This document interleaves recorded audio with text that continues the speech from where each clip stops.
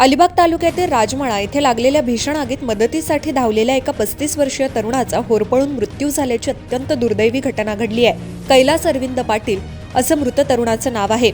या घटनेमुळे राजमाळा आणि थळ परिसरात हळहळ व्यक्त होतीये. 5 जानेवारी रोजी पहाटे सुमारे 2 वाजण्याच्या सुमारास राजमाळा येथे अचानक आग लागली. आग वेगानं पसरत असल्याचं लक्षात येताच स्थानिक नागरिकांनी मदतीसाठी धाव घेतली. याचवेळी समाजाप्रती असलेल्या कर्तव्य भावनेतून कैलास पाटील हेही घटनास्थळी पोहोचले आणि आग विझवण्याच्या प्रयत्नात सहभागी झाले.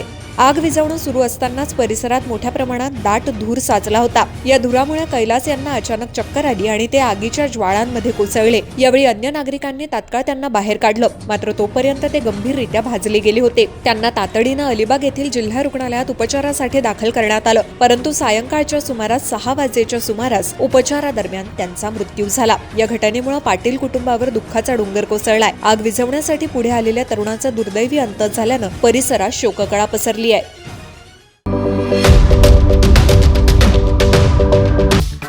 वर सुद्धा रायगड टाइम्स सर्च करा आणि पहा रायगडच्या कानाकोपऱ्यातील प्रत्येक बित्तम बातमी. आणि हो, लगेच सबस्क्राईब बटनवर क्लिक करायला विसरू नका. रायगड टाइम्स, आपलं चॅनल, आपला आवाज.